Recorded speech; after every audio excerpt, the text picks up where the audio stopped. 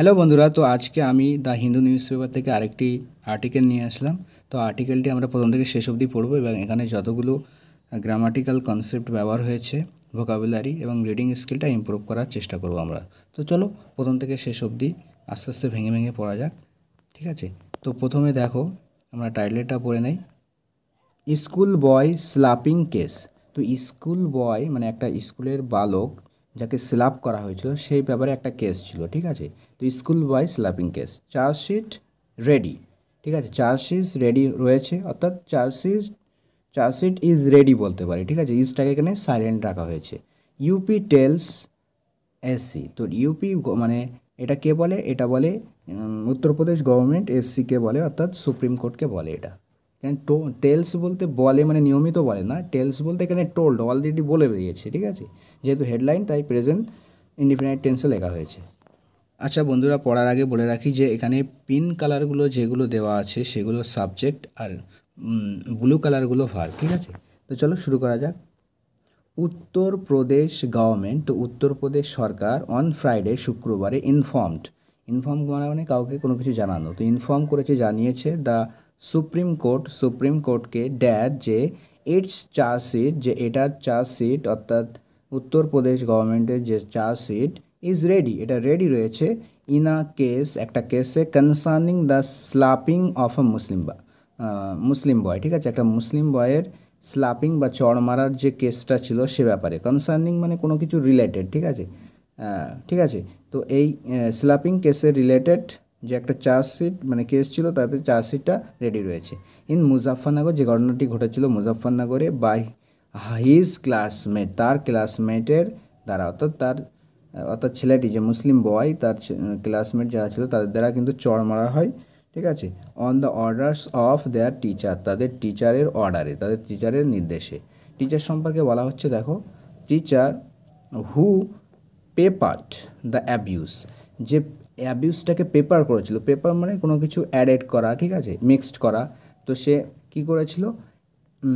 এই গালিগালাজ, অ্যাবিউস মানে গালিগালাজ দিয়েছিল, ঠিক আছে? With communal remarks against the child, তো চাইল্ডের বিরুদ্ধে কমিউনাল রিমার্কসও করেছিল। কমিউনাল রিমার্কস বলতে সাম্প্রদায়িক মন্তব্য, ঠিক আছে? মানে তার সম্প্রদায় সম্পর্কে কোনো কিছু উল্টাপাল্টা বলা, ঠিক আছে? গালিগালাজ করা, তাকে খাটো করা, এটাই হচ্ছে কমিউনাল মানে রিমার্কস বলতে পারি উইথ অ্যাবিউস, ঠিক আছে?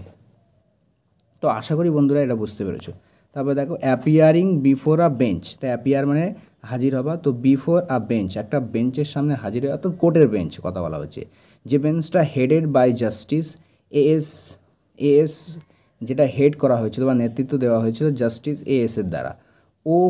ওকে মানে অলসো নোন অ্যাজ, তো এই যে মানে এএসটা আরও কী নামে পরিচিত? দ্য স্টেট কাউন্সিল, তো স্টেট কাউন্সিল নামে পরিচিত, ঠিক আছে? তার সামনে উপস্থিত হয়ে, বিফোরে এই বেঞ্চের সামনে উপস্থিত হয়ে এএস সেড বলেছিলেন, কি বলেছিলেন? The government was government award মানে ওয়েট করা, তো ওয়েট করছিল, স্যাংশন মানে অনুমোদনের ওয়েট করছিল, টু ফাইল দ্য চার্জশিটের কে ফাইল করার জন্য, ইন দ্য ট্রায়াল কোর্ট, তো ট্রায়াল কোর্টে, ঠিক আছে?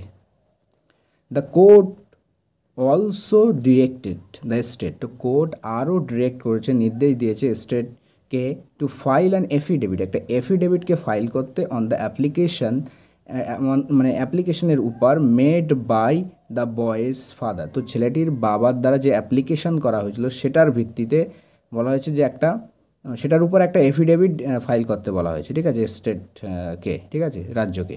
দ্যাট দ্য গভর্নমেন্ট, যে সরকার, ওয়াজ নট হেল্পিং, সে ছেলেটার বাবা কি বলেছিল অ্যাপ্লিকেশনে, কি বলেছিল? যে গভর্নমেন্ট হেল্প করছিল না with his study materials, was not helping, এটা কি সেন্টেন্সে লেখা হয়েছে? এটা পাস্ট কন্টিনিউয়াস টেন্সে লেখা হয়েছে, ঠিক আছে? নেগেটিভ আছে নট দিয়ে, তো ওয়াজ নট হেল্পিং, হেল্প করছিল না, সাহায্য করছিল না, উইথ হিজ স্টাডি, তার স্টাডি ম্যাটেরিয়ালে ব্যাপারে, বুকস নিয়ে, অ্যান্ড ইউনিফর্মে, ঠিক আছে? এগুলো মোটামুটি সাহায্য করছিল না, অর্থাৎ দিচ্ছিল না বলতে পারি।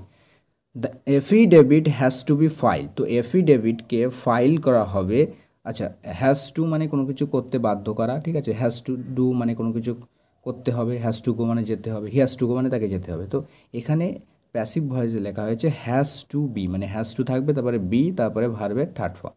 তো হ্যাজ টু বি ফিল্ড, মানে এই এফিডেভিটকেই ফিল্ড বাই ফাইল্ড করতে হবে ইন 2 উইকস, 2 সপ্তাহের মধ্যে, ঠিক আছে।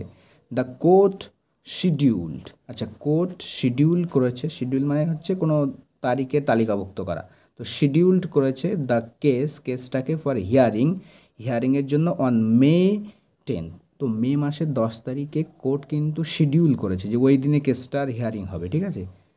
অন এপ্রিল 15, তো এপ্রিল মাসের 15 তারিখে দ্য বেঞ্চ হ্যাড আক্সড দ্য স্টেট গভর্নমেন্ট, তো বেঞ্চ আক্স করেছিল, আক্স মানে এখানে বলা অর্থ ব্যবহার হয়েছিল, যে স্টেট গভর্নমেন্টকে বলেছিল টু ক্লারিফাই মেজার, ক্লারিফাই করতে, স্পষ্ট করতে, টু ইনফিনিটের ব্যবহার এখানে, টু ক্লারিফাই স্পষ্ট করতে বলেছিল কি কি ব্যাপারে, measures taken to prosecute the case.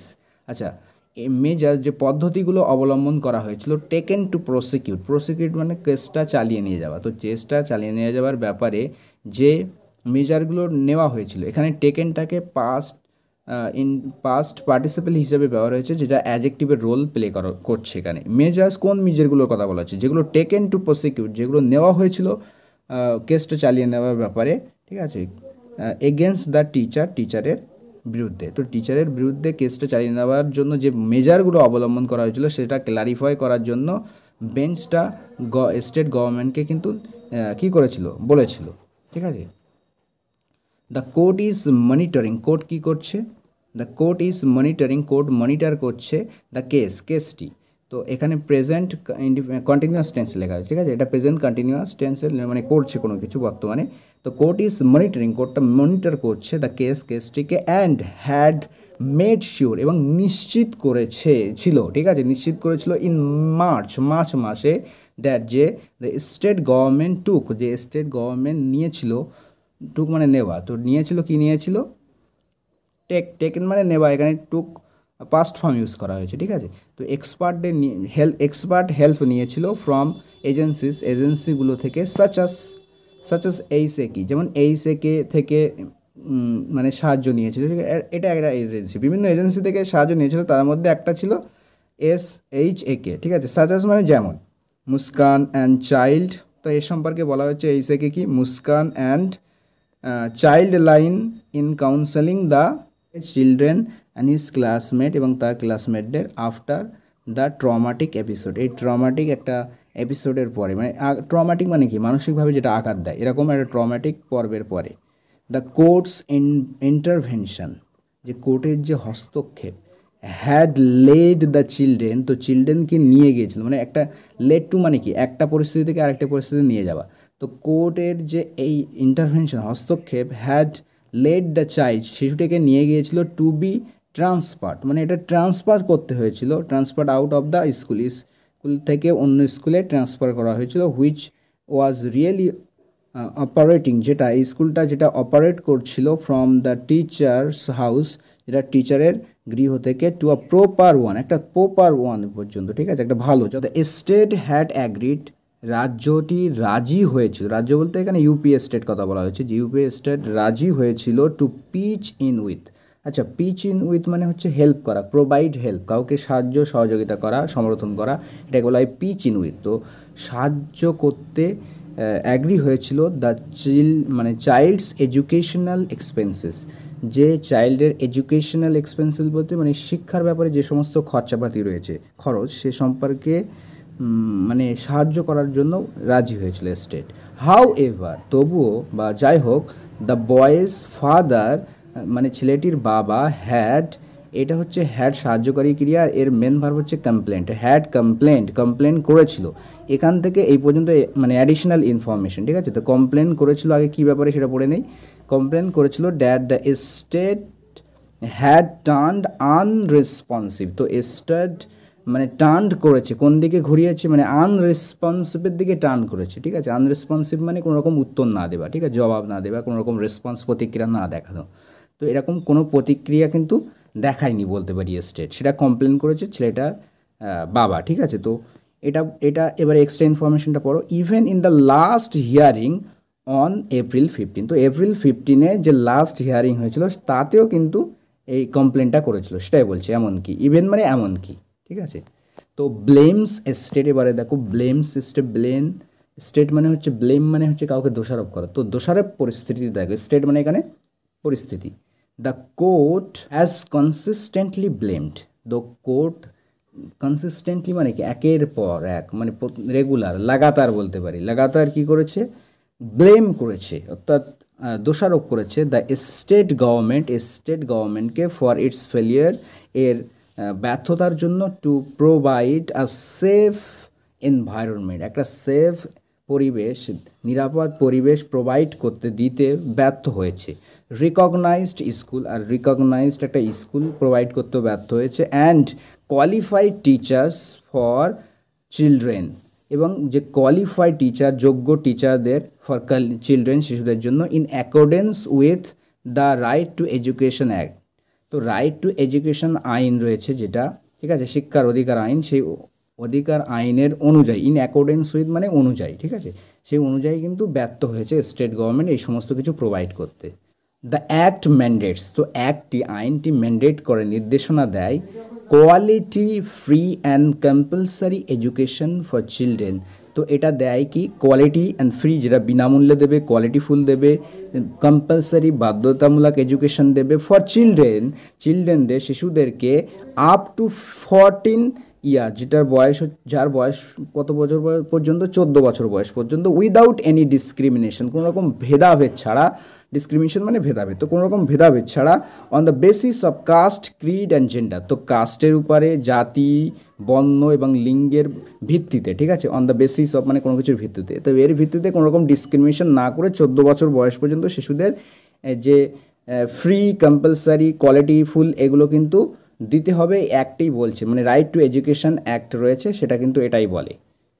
The court had flagged, তো কোর্ট ফ্ল্যাগড করেছে, মানে ফ্ল্যাগ মানে এখানে মার্ক করা, চিহ্নিত করা, তো মার্কড করেছিল দ্য স্লাফিং ইনসিডেন্ট, এই যে চড় মারার ঘটনাটি, অ্যাজ আ ভেরি সিরিয়াস, একটা ভেরি গম্ভীর বিষয় হিসাবে, and direct violation of article 21A, তো বলছে এটা অফ দ্য কনস্টিটিউশন, ঠিক আছে, তো কনস্টিটিউশনের যে আর্টিকেল 21A রয়েছে সেটার কিন্তু ডাইরেক্ট ভায়োলেশন করে, ঠিক আছে, প্রত্যক্ষভাবে লঙ্ঘন করে এটা। তো এবারে দেখো এটা কি, এটা হচ্ছে মানে আর্টিকেল 21A যেটা কি, সেটা হচ্ছে রাইট টু এডুকেশন অ্যাক্ট, ঠিক আছে, রাইট মানে শিক্ষার অধিকার, ঠিক আছে।